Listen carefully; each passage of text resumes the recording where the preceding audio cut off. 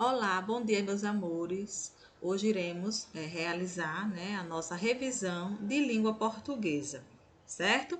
Eu gostaria que vocês pegassem um cronograma, de conteúdos, de assuntos, na verdade, para que vocês possam estar acompanhando aí as páginas, dos conteúdos que serão cobrados na nossa avaliação, certo? Coloquem a data de hoje, aí 19/10, coloca o nomezinho revisão, certo, gente? Não só aqui, como também na agendinha de vocês, certo? Para ficar registrado que no dia 19/10 realizamos, a nossa revisão de língua portuguesa. E o primeiro conteúdo a ser revisado, que fica aí ó, na página 10, certo? Do caderno 3 de língua portuguesa, o nosso momento da ortografia, que é sobre o uso de mas e mais, certo?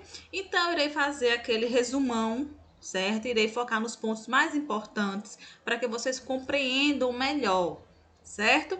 Então, eu irei passar para cá, ó, ao final, onde vem explicando detalhadamente o uso, dos mas aí. Vejamos aqui, ó. Usamos mas, ou seja, sem acento e sem o i, quando pudermos substituir essa palavra por porém, contudo, no entanto, entretanto. Praticamos bastante isso, em nossas atividades, certo? É só quando vier um exemplo, você tenta substituir por essas palavras, porém, contudo, no entanto, entretanto. Tenta substituir pelo mas para ver se vai ter coerência na frase. Se tiver coerência, certo? É porque você utilizará esse mais aqui, sem o i e sem o acento, tá, gente? Não é difícil, não. É só prestar atenção e analisar as palavrinhas que podem ser substituídas pelo mas, certo? Grifem aí. Lembra que a tia sempre disse, ó, os pontos mais importantes é aquele que eu peço para estar grifando, marcando, para ficar mais legível para vocês estudarem depois, certo? Usamos mas com i, certo? Quando houver ideia de quê? De acréscimo, de quantidade, Ó, podendo ser muitas vezes o contrário de menos, certo? Mas mais com i é mais comum nós utilizarmos sempre em questão de quantidade, como ele coloca ali, de acréscimos, certo? Usamos mas, com acento, como plural de mar, feminino de mal, certo? Então, gente, é só se atentar a esses 3 itenzinhos aqui, ó, certo? Sem rodeio, sendo, objetiva, certo? Aí, ó, aqui é o ponto, o objetivo desse conteúdo, certinho? Agora nós iremos para a página 11. Aqui, 11 e 12, certo? Que é o momento da gramática sobre conjunção, certo? Aqui é conjunção parte 1. Lá na frente nós veremos conjunção parte 2, ok? Então vejamos que aqui ele trouxe a classificação das conjunções, certo? Primeiramente nós iremos ter o conceito que vinha a ser essa conjunção. Ele traz aqui, ó, é a palavra invariável que liga partes de um texto, estabelecendo o quê? Relações de sentido entre elas, tá? Aí aqui ele trouxe a classificação das conjunções 1. Aí vejamos aqui, ó, relação de adição, relação de oposição, relação de explicação e relação de conclusão. Grifem isso aí também, que é importantíssimo, certo? Gente, eu não vou definir cada uma para que a gente não, porque não é necessário, certo? Eu estou falando aqui para vocês grifarem e se atentarem a esses pontos, tá? Eu não vou ficar aqui repetindo, não, certo? Para não perder ponto. Vamos direto ao objetivo principal, certo? E o nosso objetivo principal é você saber que existe relação de adição, relação de oposição, relação de explicação e relação de conclusão. Só que tem outros exemplos de conjunções. Aqui também é o nosso objetivo principal, é saber os exemplos dessas conjunções. Aqui são os sentidos estabelecidos de adição, como eu acabei de falar, oposição, explicação e conclusão. Tá, mas os exemplos dessas conjunções aí de adição, ou seja, desses sentidos aí de adição. Vejamos aqui. É isso aqui que eu quero que vocês se atentem, tá? Esses exemplos aqui, ó, ok? Adição, é, nem, usada o quê? Em frases negativas. Oposição, mas, porém, contudo, todavia, entretanto.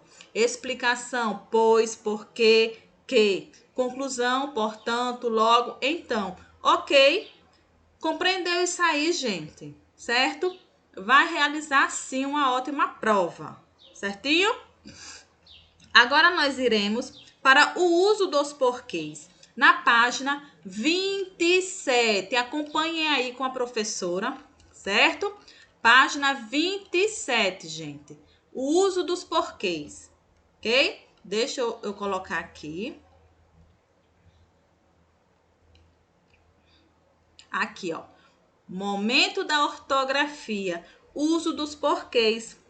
São 4 tipos de porquês, certo? Iremos conhecer também. Vamos lá para o nosso foco principal, certo? Que é aqui onde vem explicando, certo?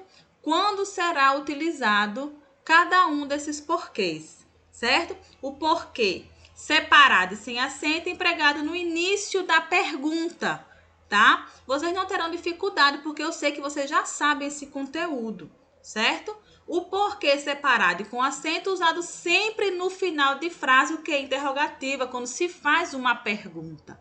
Tá certo, gente? Aqui já é no início, tá? Da pergunta. O separado e sem acento é no início. E já o separado e com acento é sempre ao final da pergunta, ou seja, da frase interrogativa, que é assim que se dá o nome. Ok? E o porquê junto e sem acento empregado em respostas, ou seja, explicações, quando se dá a causa. Vejamos aqui, ó.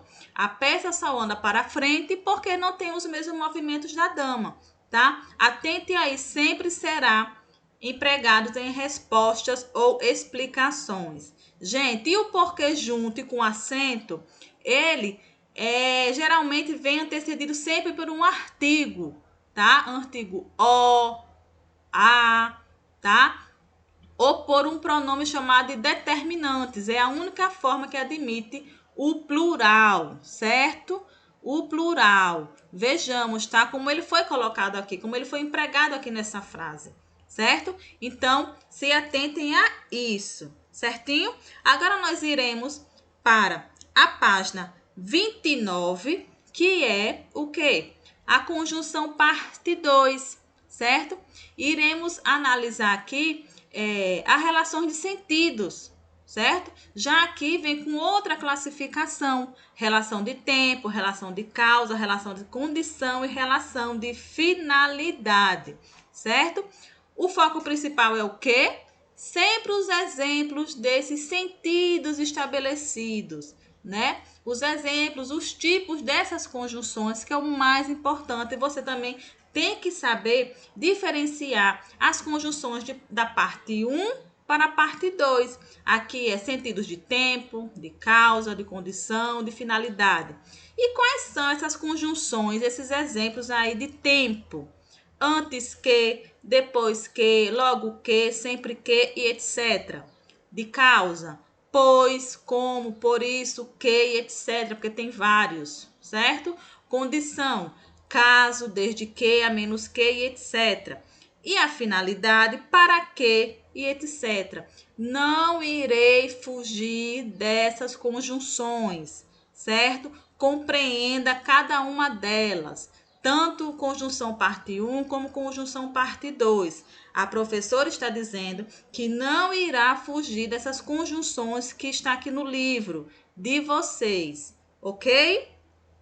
Agora, gente, nós iremos para as palavras primitivas, derivadas e compostas, tá? Sempre eu tô olhando para cá porque eu estou analisando o cronograma de conteúdos de vocês, para a gente ir direto, tá? Ao ponto principal, ou seja, as páginas.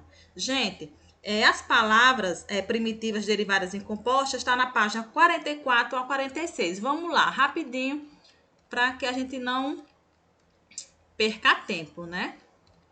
Tempo é precioso. Vamos lá, gente. Só um minutinho. Deixa lá. Aqui, tá? Página 44. Vejamos, ó, página 44, certo? Iremos, né, ao ponto principal também dessas palavras primitivas, derivadas e compostas, como ele colocou aqui, uma revisão. E vocês realmente já viram isso, certo? Então, o nosso foco principal é aqui, é as classificações, certo? Ó, para cada uma dessas classificações existe uma condição, certamente. A palavra primitiva é aquela que não provém de outra, ou seja, é a palavra normal, flor, moleque, tempo, certo? Já a palavra derivada é aquela que se provém de outra palavra. Vejamos, ó, flor é a palavra primitiva. A palavra derivada de flor é aflorar. A palavra derivada de moleque é molecada. A palavra derivada de tempo é atemporal. Tá, gente? Muito fácil. Outra coisa, também não irei fugir, não irei colocar nada diferente que não esteja aqui no livro de vocês, para que vocês possam compreender e seguir conforme nós vem estudando nessas unidades de língua portuguesa, certo? Palavra composta, né? Aquela que vem, ó, formada por mais de uma palavra. Ela apresenta mais de um radical. Vejamos, ó, beija-flor, pé de moleque, passatempo, certo? E tem também, gente, aqui a questão, né, do radical e do sufixo, como que a gente vimos também, tá? Dá uma estudadinha também aqui nessa parte, tá? Nós vimos, estudamos, estude as atividades, tá? Porque também não irei fugir disso aqui, não. Ok, gente?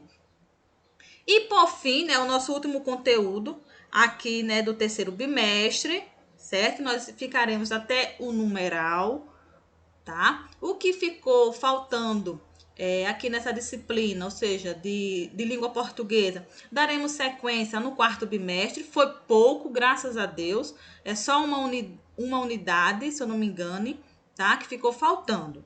Mas depois a gente vê isso.